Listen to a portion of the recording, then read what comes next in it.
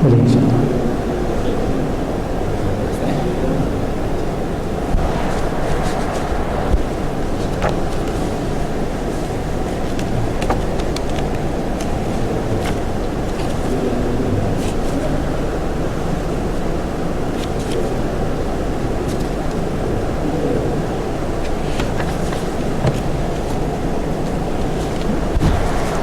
أعوذ بالله من الشيطان الرجيم.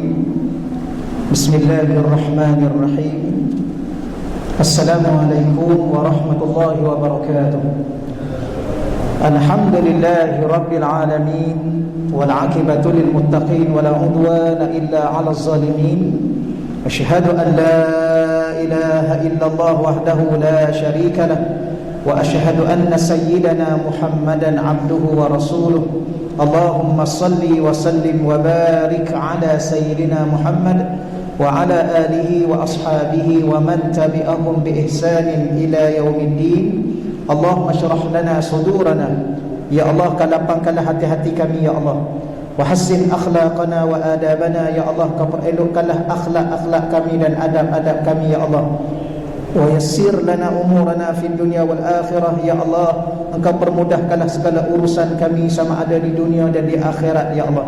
Allah marzuqna al-fahma wal ilma ya Allah, rezekikanlah kepada kami kefahaman dan ilmu pengetahuan ya Allah. Wal hikmata wal aqla, rezekilah juga kepada kami hikmah, kebijaksanaan dan akal yang sempurna ya Allah. Bi rahmatika ya arhamar rahimin, dengan rahmatmu ya Allah ya arhamar rahimin, akal yang sempurna ya Allah. Bi rahmatika ya arhamar rahimin, dengan rahmatmu ya Allah ya arhamar rahimin, akal yang sempurna ya Allah. Bi rahmatika ya arhamar rahimin, dengan rahmatmu ya Allah ya arhamar rahimin, akal yang sempurna Allah Subhanahu wa taala sekalian. Alhamdulillah, pada malam ini kita bersyukur kepada Allah Subhanahu wa taala. Insyaallah Bapak sekalian, pada hari ini kita teruskan lagi pembacaan kitab Al-Qaulul Maqbul, kitab yang bertajuk Al-Qaulul Maqbul Fima Tatawassal Ilaihi Al-Usul. Al-Qaul yang dikarang oleh Al-Arif Billah Sayyidi Ahmad bin Mustafa Al-Alawi. InsyaAllah malam ini kita terus yang surat 24 yang muka surat 24. Pada pengajian kita yang pada bulan yang lepas tuan-tuan, kita berbicara, saya ulang satu rangkap supaya kita ada kesinambungan perbincangan kita pada malam ini, di mana disebut oleh al-muallif yang mengarang kitab, beliau mengatakan yajibu ala kulli muslimin, al-muallif wajib ke atas setiap mukallaf yang mempunyai kemampuan untuk memahami melalui panca indera ataupun melalui akal, ayastashira, agar dia merasai wujud dan mudabbir, kewujudan Tuhan yang Maha Pentadbir. Ini yang kita bincang pada minggu yang lalu. Ya, kita sebagai seorang mukallaf wajib kepada kita, terutamanya bila mana Allah Ta'ala mengurniakan kepada kita panca indera, akal yang waras untuk kita memahami. Dan salah satu perkaranya hasil daripada apa yang sudah kita lihat, apa yang kita dengar, apa yang kita rasa melalui panca indera kita, dan apa yang sudah kita faham melalui akal kita, maka ada satu perkara lagi yang wajib tentang Allah, ialah merasai dengan hati kita wujudan mudabbir, kewujudan Tuhan yang Maha Mentadbir. Daripada situ kita mula pada muka surat 24 ni.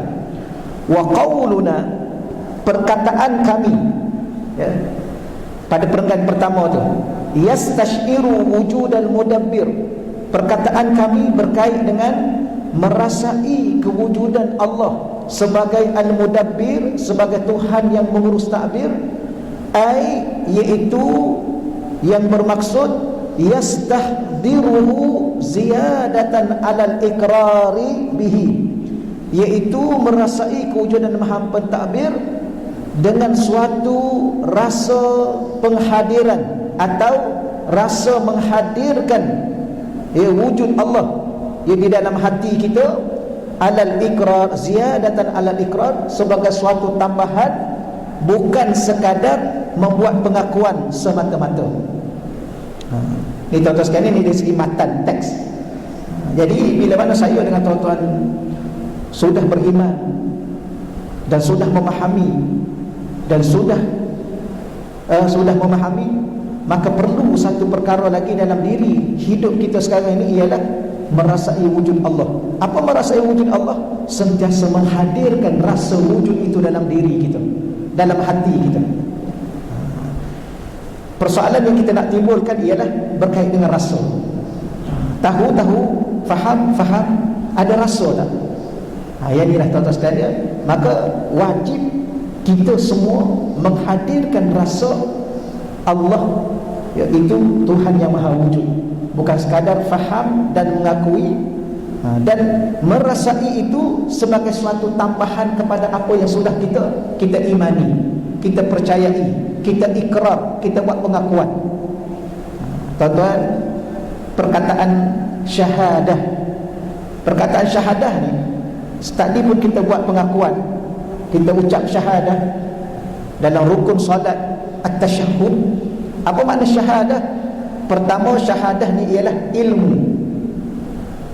Sesiapa yang ingin membuat penyaksian, pengakuan, dia kena tahu apa yang dia buat, apa yang dia sebut, apa yang dia mengakui. Yang kedua setelah ilmu ialah dia kena ikrar.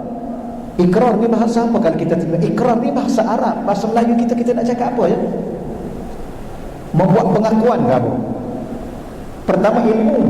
Sebelum nak buat pengakuan, nak kena tahu apa yang kita buat, apa yang kita nak sebut pengakuan itu.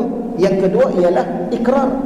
Bila mana kita sebutan itu bukan sebutan biasa, bukan cakap biasa, tapi dalam bentuk sebuah pengakuan. Yang ketiga, apa makna syahadah?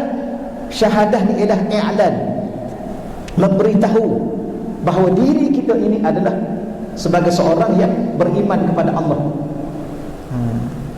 Tetapi tajuk malam ni pula ziyadatan alal ikrar, tambah lagi supaya kita merasai apa yang kita tahu, merasai apa yang kita ikrar, merasai apa yang kita i'lankan diri kita sebagai seorang Muslim. Bukan semata-mata buat pengakuan sahaja. Okey tuan-tuan sekalian, jadi saya nak baca sedikit, ada nota kaki tu, angka yang ke-7 ya. Malam ni lupa bawa kitab ya. Nanti lupa. Dia biasanya kitab ni tuan-tuan, dia kena letak kat surau, kat masjid. Sebab kadang-kadang kita tak terlupa nak bawa. Kalau ada kitab, balik nanti muka surat 24, nota kaki angka yang ke-7, iaitu peningkatan daripada iman yang bersifat teori akal semata-mata sehingga kepada tahap kemanisan iman, iaitu halawatul iman, yang mana ia adalah iman yang mempunyai rasa di dalam hati, yang disebut sebagai ihsan. Jadi tajuk ni Sayyidi Mustafa Al-Alawi ni dia nak sebut kepada kita bahawa perbincangan yang dia nak sampaikan ialah iman yang sedia ada dalam diri kita ataupun dalam akal kita secara teori, secara faham dengan akal, kita bawa kepada satu tahap lagi, iman secara rasa. Antara iman dari sudut rasa ialah rasa kemanisan iman, rasa kemanisan kepercayaan kepada Allah, rasa kemanisan keyakinan kepada wujud Allah, rasa kemanisan terhadap Allah Ta'ala yang sedang mengurus takbir hidup kita. Tuan-tuan, subhanallah, kita kadang-kadang kita nak cari satu bahasa yang sesuai dalam bahasa kita dan membuat perumpamaan yang selayaknya bagi Allah ya. Jadi kadang-kadang saya, masa saya mengaji dahulu dengan syekh saya, macam kita duduk dengan kekasih kita lah tuan-tuan. Betapa indah, betapa manis, betapa seronok. Bukan sekadar kita lihat dia, tapi kita memikirkan dia, bahkan kita merasai keberadaan dia bersama dengan kita. Di mana rasa itu? Di sini. Sebab tu kadang-kadang saya tanya banyak kali, tapi soalan yang sama. Kita ni pernah bercinta kan? Masa muda-muda dulu lah kan? Sekarang bercinta lagi kan? Cinta ni ada masa dia. Di saat kita waktu muda-muda, kita kata I cinta kat you masa muda-muda dulu dah, akhir-akhir ni tak payahlah. Mana ada, cinta ni adalah sesuatu yang sehidup dan semati. Cinta ni ialah dunia dan akhirat. Sebab tu Nabi, dia mencintai kita sebagai umatnya di dunia, dan Nabi juga mencintai kita di akhirat. Kerana cinta itu dia tidak ada batas waktu. Cinta itu dia tidak ada batas masa, tidak ada batas tempat, tidak ada batas keadaan. Ada orang dia mencintai seseorang bila mana keadaan orang tu bagus. Orang tu masa dia nampak cantik. Bila mana orang tu dah kurang cantik dia dah mula kurang cinta dia. Itu bukan cinta nama dia, itu nafsu. Nafsu ni dia berubah. Dia menghormati orang kerana cinta, menghormati orang kerana nafsu, dia berbeza. Cinta ni menghormati orang kerana cinta, dia tidak akan berubah.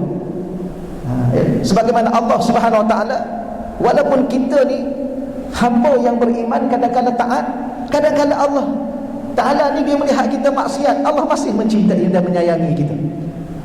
Kita buat maksiat, Allah nak kita kembali kepada dia.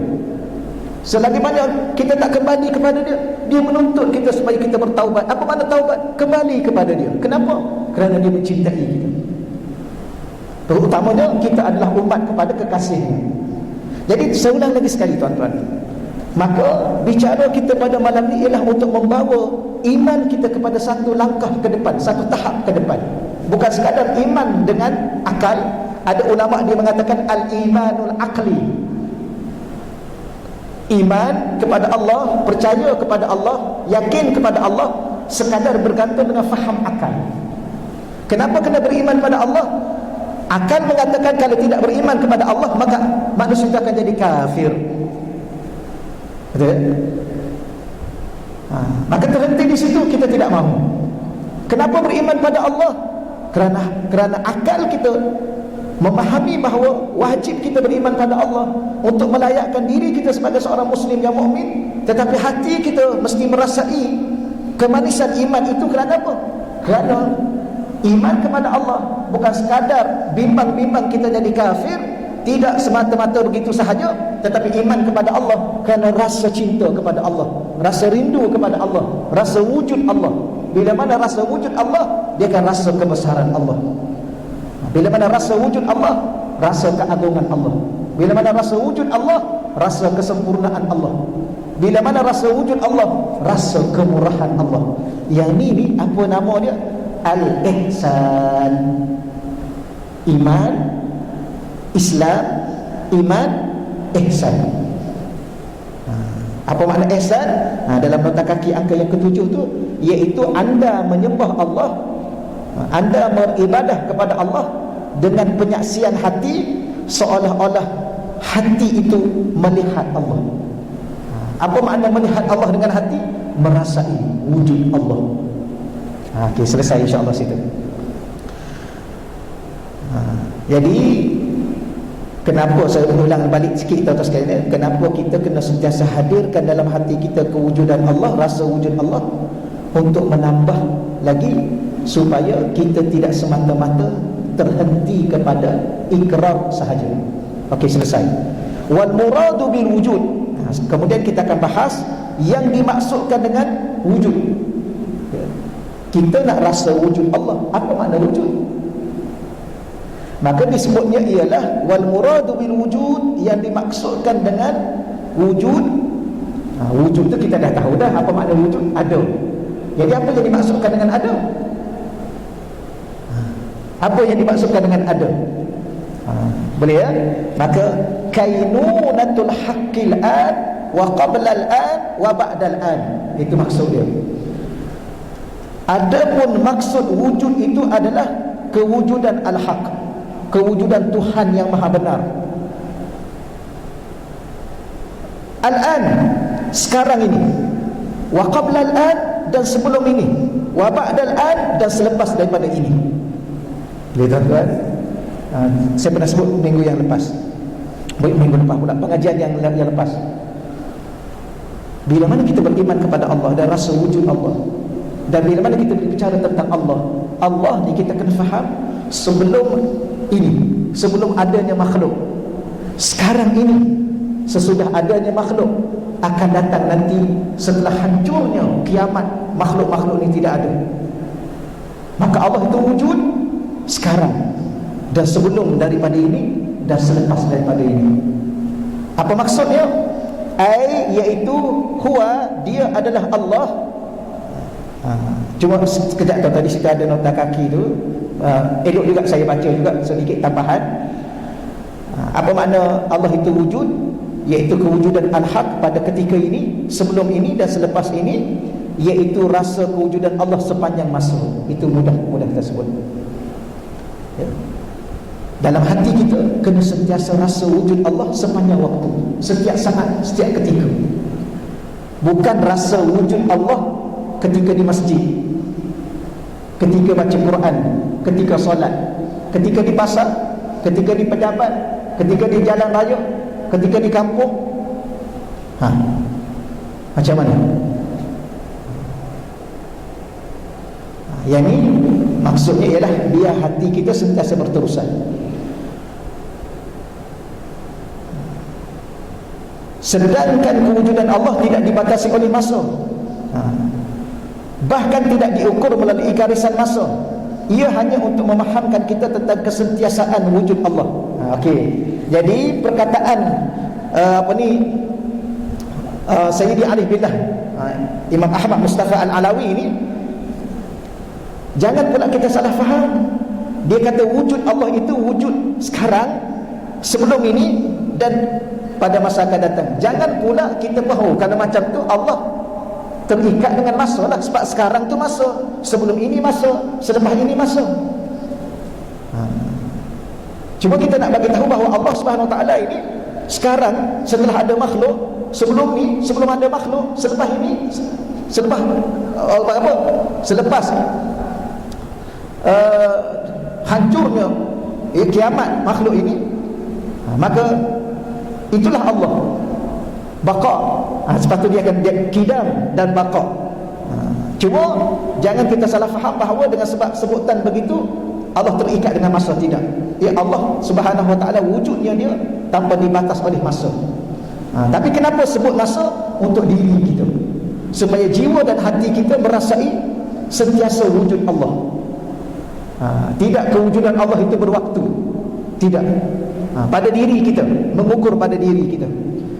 Tuan-tuan, kadang-kadang orang tanya, Allah Ta'ala ni kita tidak boleh bataskan Allah pada tempat, tidak boleh bataskan Allah pada waktu ya? Sebab tu antara soalan yang tak boleh tanya tentang Allah ialah aina Allah.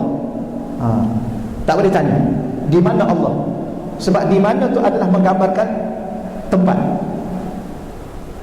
Juga tidak boleh tanya Allah tu berada pada bila, pada waktu bila, pun tak boleh tanya, kerana bila tu menunjukkan pada masa. Kenapa tuan-tuan? Kerana sifat bertempat, sifat dibatas oleh masa itu adalah sifat makhluk. Untuk menunjukkan apa? Menunjukkan kelemahan makhluk. Kita ni lemah tak? Lemah. Kenapa? Kita perlu kepada tempat. Nak tinggal, namanya tempat dia, nama rumah ya. Nak bergerak, kita kena duduk di dalam kenderaan. Apa-apalah tuan-tuan, nak duduk, sama ada kita duduk perlu kepada lantai atau perlu kepada kerusi. Benda yang perlu ni adalah lemah. Begitu juga nak bergerak mengikut masa, mengejar masa. Bahkan kita pun tak mampu pun nak mengejar masa dan mengembalikan kembali masa yang telah berlalu. Lemahnya kita kalau ditinggalkan oleh masa. Bahkan kita nak mengejar masa, boleh tak kita kejar masa besok? Sekarang nak kejar besok, tak boleh, kena tunggu. Maknanya kita ni lemah, terikat dengan masa, terbatas dengan masa. Maka sesuatu yang terbatas dengan masa, terikat dengan masa, terpaksa ikut masa, ini adalah lemah. Contoh, kita berada di waktu pagi, sudah tentu kita tak boleh untuk pergi ke waktu tengah hari, sebelum tibanya tengah hari. Sebab tu tuan-tuan, kalau kita belajar hukum ni dia ada 4. Ya. Pertama, hukum syariat. Ni kita tahu dah hukum syariat, halal, haram, makruh, sunat. Ni kita tahu, halal. Yang kedua, hukum akal. Hukum akal. Hukum akal ialah sesuatu yang akal ni, contoh kita kata 1 tambah 1, akal yang waras akan kata 2. Boleh tak jadi 3? Mustahil. Ya, logik pada akal kita 1 jadi 2 lah. Ada orang kata, ustaz, ya ke ustaz, ada makhluk dia tambah 1 dengan 1 dia jadi 3, dia jadi 5. Apa tu? Manusia ke? Manusia. Kak, 1 tambah 1, lelaki tambah perempuan. Weh, lepas 4 tahun 3 keluar. Jadi berapa? 5 campur dengan dia. Macam mana tahu sekali itu? Kita kata kalau angka 1 tambah 1 tu. Yang ketiga, hukum adat. Hukum adat. Pertama hukum syarak, yang kedua hukum akal, yang ketiga hukum adat. Ya, kalau kita ambil air, tuang atas kertas, adat bercakapnya basah lah. Ya, ambil pisau, potong tali, putuslah, itu hukum adat. Ada satu lagi yang kita sedang nak bincang ni, hukum waktu. Apa makna hukum? Suatu ketetapan mengikut waktu. Jadi hidup saya, hidup tuan-tuan, hidup kita semua ni, kita kena ikut suatu ketetapan waktu. Kalau kita berada di waktu pagi, itulah ketetapan yang kita kena lalui. Suka tak suka waktu pagi, nak tak nak, kita kena lalui. Kemudian sampai waktu tengah hari, itulah ketetapan yang kita kena lalui. Kenapa? Kerana menunjukkan diri kita lemah, tak mampu menjangkau waktu yang kita sendiri nak. Sampai ajal, sampai waktu mati. Jadi kalau Allah juga terikat dengan waktu, maka Allah itu lemah, mustahil. Kerana Allah yang mencipta masa. Saya sebut selalu ulang tuan-tuan sekalian ya, yang dicipta, kaedah dia, peraturan dia, ketetapan dia, dia tidak akan mampu menandingi pencipta buat selama-lamanya. Kita, contoh kita cipta bangunan, sebesar mana bangunan yang kita cipta, kita tu maknanya manusia mencipta bangunan, sebesar mana bangunan, setinggi mana bangunan, seteguh mana bangunan. Bangunan yang teguh dan tinggi yang besar itu tidak akan mampu menandingi kita. Ya? Kalau kita nak robohkan bila-bila masa saja, dia boleh lawan? Tak. Dia boleh bertahan? Tak. Begitulah Allah Subhanahu wa ta'ala yang mencipta waktu. Waktu tidak menguasai Allah. Begitulah Allah mencipta tempat, maka tempat itu tidak akan menguasai Allah. Dan Allah tidak berhajat kepada mana-mana tempat. Boleh tuan-tuan. Nanti soalan tu banyaklah. Kalau tuan-tuan ada soalan, boleh kita jawab, tak ada masalah insya-Allah. Baik. Kemudian iaitu huwa, dia iaitu Allah, mustamirul wujud awalan bila ibtida'in. Iaitu dia Allah Subhanahu wa taala berterusan wujud dari sudut awalan, bila ibtida'in, tanpa permulaan. Tapi kita nak sebut bahasa mudahnya, Allah itu adalah wujud yang maha awal, yang awal itu tidak ada permulaan. Ya. Sebab tu atau saya baca sikit lagi, wahwal mu'abbaru anhu bil kidam. Maka ianya disebut sebagai kidam. Kidam ni tuan-tuan sekalian, ulama kita terjemah sedia kala. Ya. Sedia kala, sedia ada. Kita tak boleh terjemah kidam ni Allah itu tidak ada.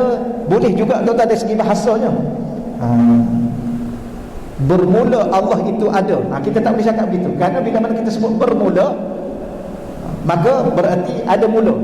Maka sebab tu ulama dulu guna bahasa agak apa dipanggil, agak lama bahasa dia, sedia kala, sedia ada, yang tidak dimulai dengan tiada. Itu maksud dia. Jadi di sini ada sedikit nota kaki tuan-tuan sekalian, kita baca dulu.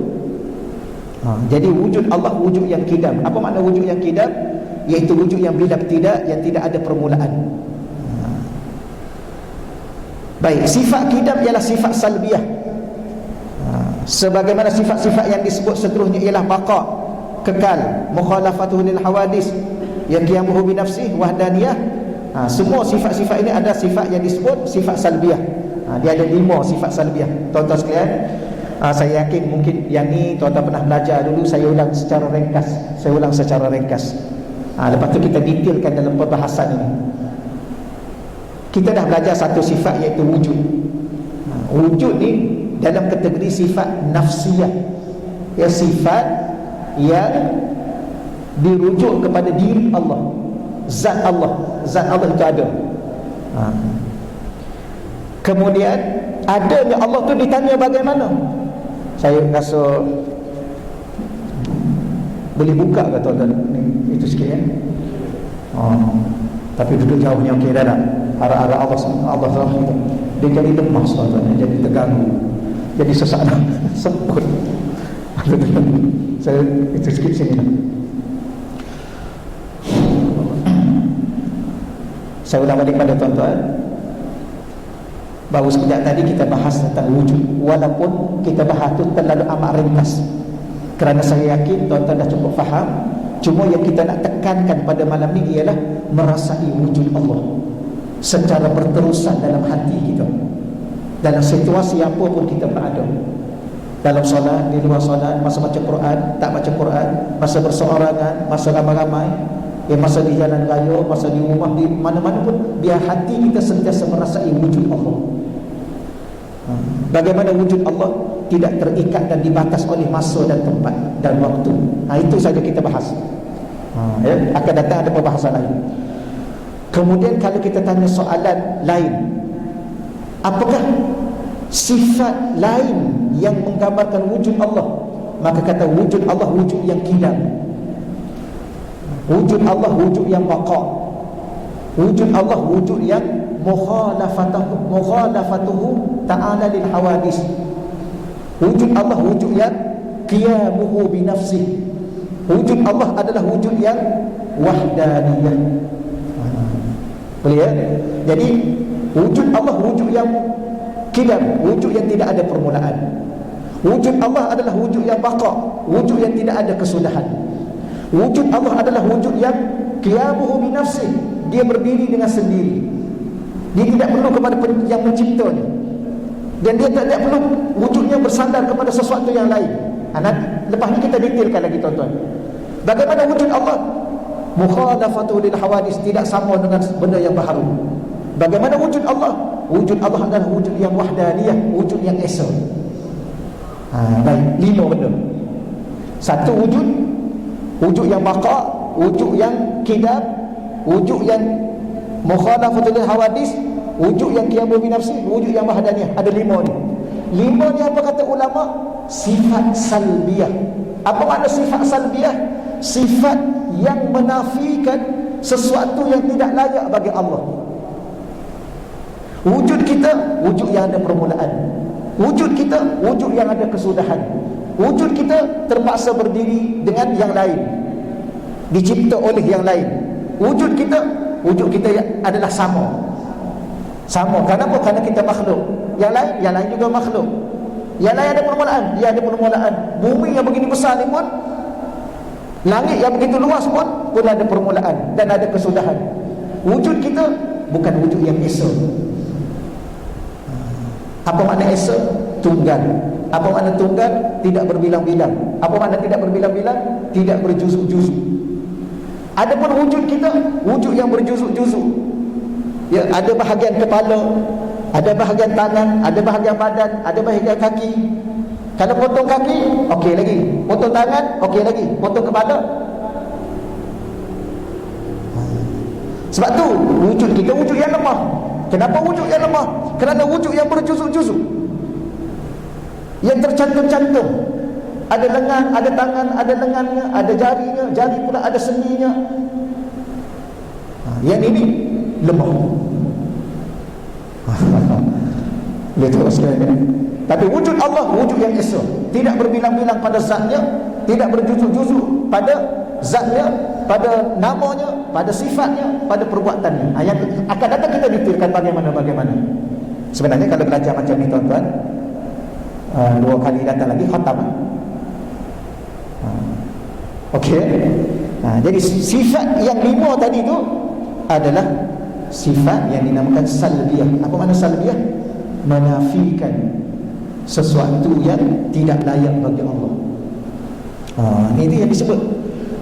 Baik. Jadi wahwa mu'abbarun anhu bil qidam. Jadi ada nota kaki itu angka yang ke-9, saya baca biar ke bawah sikit.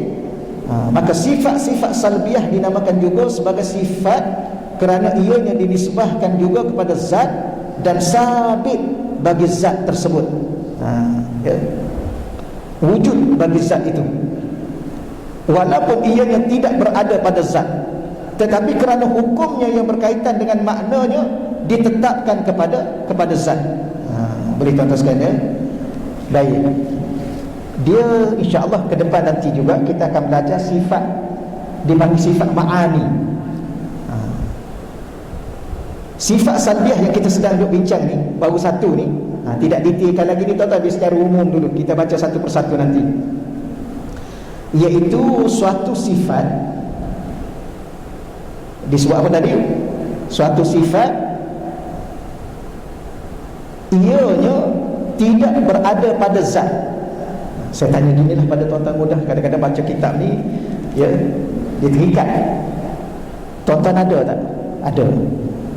Ada tu apa? Sifat. Sifat ada tu di mana? Di mana sifat ada? Dekat mana? Boleh nak tanya sikit kan? Contoh.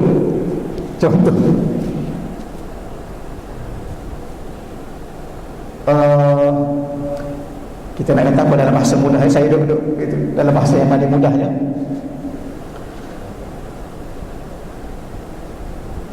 Kalau kita tanya Sabah lah, Sabah tu dekat mana tuan-tuan?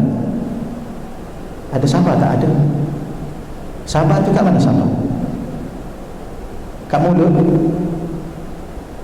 kat hati, pada percakapan atau pada perbuatan? Tapi ada tak Sabah? Ada. Boleh nampak tak Sabah tu?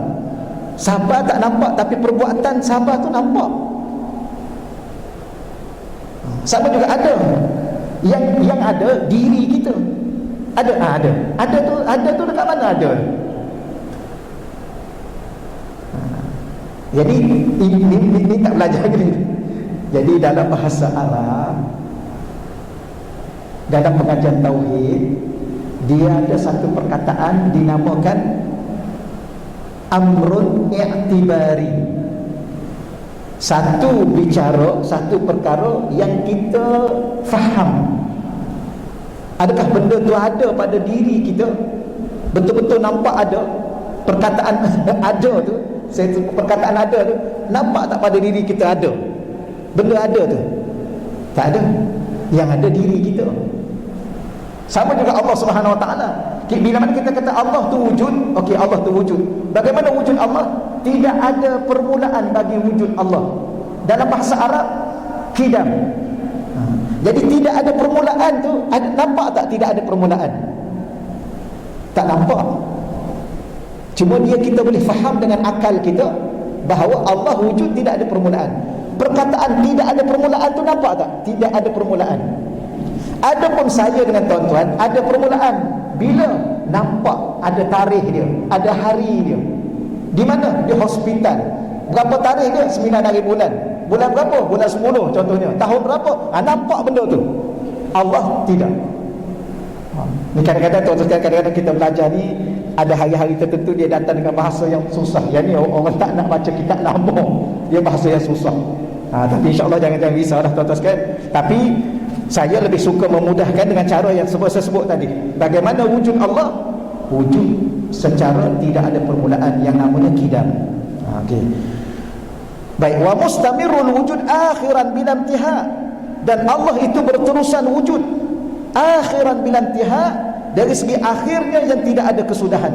Wa huwal mu'abbaru anhu bil baqa, dan ianya disifatkan dengan sifat baqa. Kalau nak cepat pun tak ada masalah di sini tuan-tuan. Jadi Allah wujud, tidak ada permulaan dan tidak ada kesudahan. Selesailah situ tuan-tuan kalau kita faham gitu. Adapun makhluk Allah Ta'ala kita semua ni ada permulaan, maka sesuatu yang ada permulaan akan ada kesudahan. Jadi saya dengan tuan-tuan tunggu apa ni? Tunggu penghujung kehidupan. Kerana sesuatu yang ada permulaan akan ada pengakhiran. Itulah makhluk.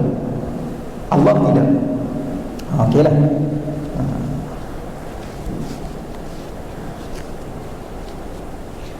Apa dah ada lagi di sini?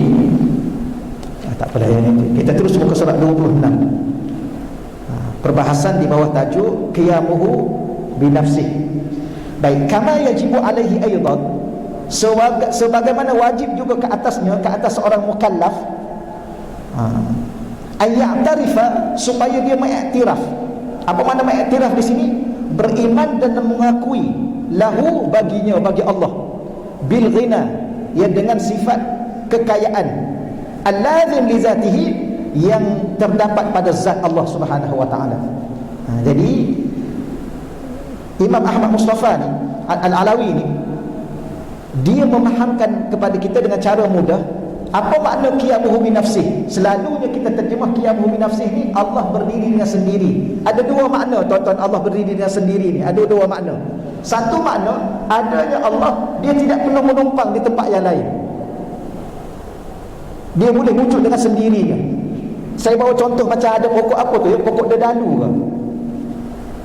Pokok dedalu ni dia tak boleh tumbuh sendiri, dia kena duduk di pokok lain. Itu maknanya sesuatu yang berhajat pada sesuatu yang lain. Allah tidak. Itu satu makna qiyamuhu bi nafsih. Makna kedua ialah tidak ada yang mencipta Allah. Ya. Allah sedia wujud. Tapi Imam Mustafa Alawi dia kata apa? Selain daripada makna qiyamuhu bi nafsih, kita kena faham dengan makna lain dan mengiktiraf bahawa Allah itu bersifat dengan al-ghina.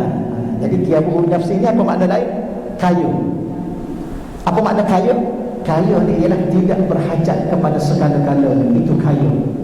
Sebab tu saya dengan tuan-tuan ni, kalaulah kita ni kaya, sebenarnya tak ada orang yang kaya. Kenapa? Kerana selama mana kita berhajat kepada sesuatu yang lain, maka itu bukan kaya. Kerana kaya adalah tidak berhajat kepada segala-galanya. Kaya ni tidak berhajat. Saya pernah sebut di sini juga dalam surah Fatir ayat 15. Surah Fatir ayat 15. Allah isytihar, ya ayuhan nas, wahai sekalian manusia, antumul fuqara, kamu semua adalah fakir-fakir. Bukan kaya, bukan miskin, fakir. Ini kena ingat ya. Ada orang ni kalau tak kaya ustaz, miskin kan? Tak, kita bukan juga miskin. Habis siapa kita? Fakir. Fakir ialah orang yang terlalu banyak berhajat. Kepada siapa berhajat? Ilallah, kepada Allah. Habis siapa yang kaya? Ayat akhir itu, wallahu huwal ghani, Allah adalah Tuhan yang maha kaya. Jadi apa makna kaya? Ada makna yang kedua, qiyamuhu bi nafsi. Apa makna qiyamuhu bi nafsi? Al-ghina, iaitu kaya. Jadi selain daripada kita meyakini dan merasai Allah itu wujud, dan wujud Allah tidak ada permulaan, dan wujud Allah tidak ada kesudahan, maka wujud Allah adalah wujud yang maha kaya, wujud yang tidak berhajat kepada segala-galanya makhluk. Daripada sini pun tuan-tuan, kita boleh faham dah apa yang kita boleh faham. Sebab ada pihak mengatakan bahawa Allah duduk di atas arasy, maknanya Allah berhajat pada arasy lah. Ada kata pula Allah duduk atas langit. Apa makna duduk? Duduk ni macam kita ni lah. Kan ada lain cara duduk. Yelah, cuma cara duduk tu macam ni lah duduk. Ada cara duduk. Cara duduk tu macam-macam lah kan. Ada duduk yang tak menyandar, ada duduk macam tuan-tuan, ada yang menyandar, ada duduk yang macam-macam lah. Macam kita solat tu lah. Solat kan ada dua jenis duduk kan. Duduk apa ni? Tawarruk. Duduk tawarruk dengan duduk iftirashi. Itu antara cara duduk. Azan. Silakan.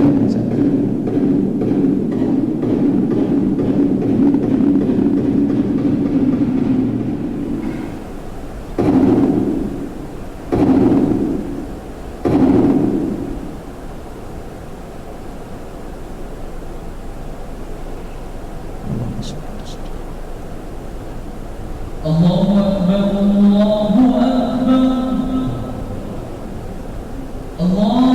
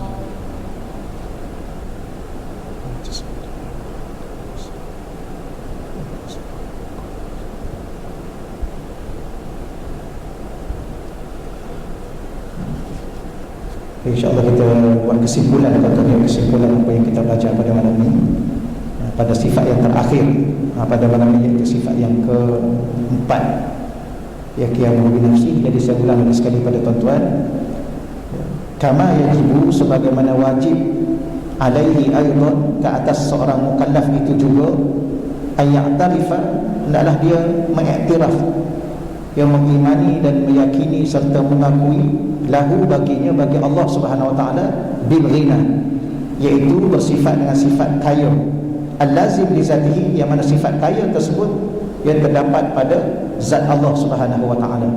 Wa huwa, iaitu ibaratun, sifat kaya ini adalah merupakan suatu ibarat yang boleh kita faham, al-qiyamihi bi nafsi, ya, bahawa Allah, wujudnya Allah taala itu ya dengan dirinya sendiri, wa bi syu'unihi, dan dengan urusannya sendiri, ghairi muftakirin li syai'in ma, tanpa memerlukan segala sesuatu pun, ya, tidak berhajat kepada segala sesuatu pun.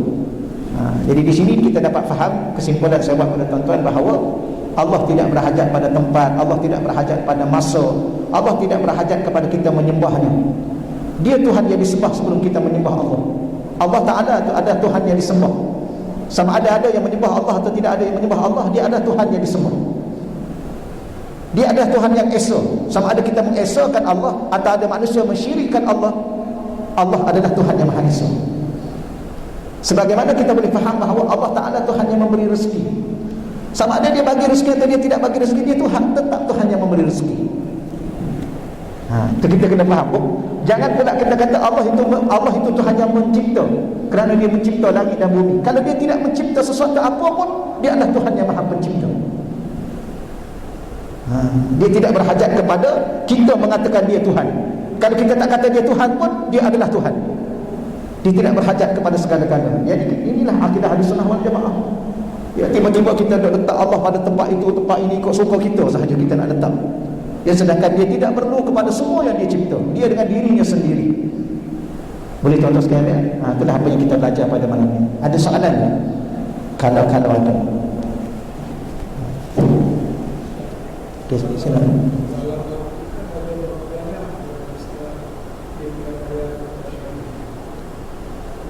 Kalau Datuk tanya berapa bilangan tu saya tak ingat. Ya. Saya tak ingat secara tepat nak kata 100 ayat ke itu. Ya, tak ingat itu. Minta maaf. Cuma bukan satu lah. Bukan satu. Sebab tu bila mana orang berhujah mengatakan kenapa saya kata Allah di atas langit tu, sebab ada ayat mengatakan summastawa ila sama. Ada pula orang kata bukan atas langit, atas aras. Aras berada lebih tinggi daripada langit. Sebab ada ayat Ar-Rahman ala arsyistawa. Itu jadi dah berapa ayat dah? Tadi kata ke langit, yang ni pula ke aras. Habis ada lagi? Ada lagi. Wa huwa ma'akum aina ma kuntum. Dia bersama dengan kamu walau di mana kamu berada. Ada lagi? Ada lagi ayat. Fa aina ma tuwallu fasam wajhullah. Ke mana saja kamu menghadap, di situlah Allah. Ada lagi? Ada lagi ayat. Mana ayat? Wa nahnu aqrabu ilaihi min hablil warid. Kami lebih dekat denganmu nak banding dengan orak lehermu. Jadi akhir sekali kita nak kata Allah di mana? Di semua tempat yang kita pandang. Sebab Allah kata wa huwa fa aina ma tuwallu fa sama wajhullah. Ke mana saja kamu memandang, di situlah Allah. Maka saya memandang ke sini, tuan-tuan memandang ke sini, yang dipandang ke sini, maka di mana Allah? Hadirin faham? Yang inilah yang kita katakan bahawa ayat-ayat seumpama ini dia ada metodologi yang tersendiri untuk kita faham. Tak boleh ikut suka kita. Kalau macam tu, orang ni kata atas langit, orang ni kata atas aras, orang ni kata di mana-mana sahaja, orang ni kata kita pandang sini, di sinilah Allah. Ini tak cukup lagi ni, banyak lagi ayat ni. Nanti insya-Allah saya senarai balik. InsyaAllah tolong ingatkan saya juga pada pengajian akan datang, saya senarai balik berapa je sebenarnya. Ya. Sebab ada juga mengatakan Allah menuju ke Palestin. Ada ayat. Jadi kalau macam itu, kalau saya nak berpegang bahawa ada juga ayat wa iza sa'alaka ibadi anni, wahai Nabi Muhammad, kalau hamba-Ku bertanya kepadamu tentang diriku, bagi tahu pada hamba-Ku itu fa inni qarib, aku tu dekat. Dekat pula. Kalau aras tu jauh. Aras tu jauh. Daripada bumi ke langit ni, kata Imam Ibn Abbas, bumi ke langit pertama 500 tahun. Ada satu tafsir, daripada bumi lapis yang kita pijak ni sampai ke langit yang ke-7 50,000 tahun. 50,000 tahun. Itu baru langit. Bagaimana dengan aras? Kalau aras lagi tinggi, lagi jauh. Tapi kenapa Allah mengatakan wa iza sa'alaka ibadi anni fa inni qarib? Aku dekat. Dekat yang macam mana pula? Sudah. Jadi ada setengah orang sedap cakap aja, dia guna 1-2 ayat, dia pun ikut dia lah, dia nak cakap apa. Habis yang ayat-ayat lain nak letak kat mana? Sebab tu salah satu memahami ayat Al-Quran ataupun hadis, kita kena himpun. Betul lah, kalau Datuk tanya tak ada berapa ayat. Contoh, kalau ada 20 ayat, himpun semua sekali 20 ayat itu, maka faham satu persatu. Faham satu persatu. Bagaimana nak faham? Mengenal Allah lah, baru boleh faham tentang Allah. Macam mana nak kata faham tentang Allah kalau dah tak kenal? Macam mana nak kenal Allah? Belajar dulu sifat-sifat Allah. Salah satu sifat Allah, qiyamuhu bi nafsihi. Dia berdiri dengan sendirinya. atau dia ghina, dia kaya. Apa makna kaya? Ghairi muftakirin li syai'in ma, dia tidak perlu kepada segala-galanya, kepada tempat, kepada masa, kepada orang sembah dia, dia kepada pahala. Kita buat pahala ni untuk siapa? Bukan untuk Allah, untuk kita. Bahkan kita sembahyang ni untuk masuk syurga, untuk kita lah. Itu nak jumpa Allah kat syurga, itu kita yang nak jumpa Allah kat syurga. Allah tidak perlu kepada syurga. Sebelum ni pun tak ada pun syurga.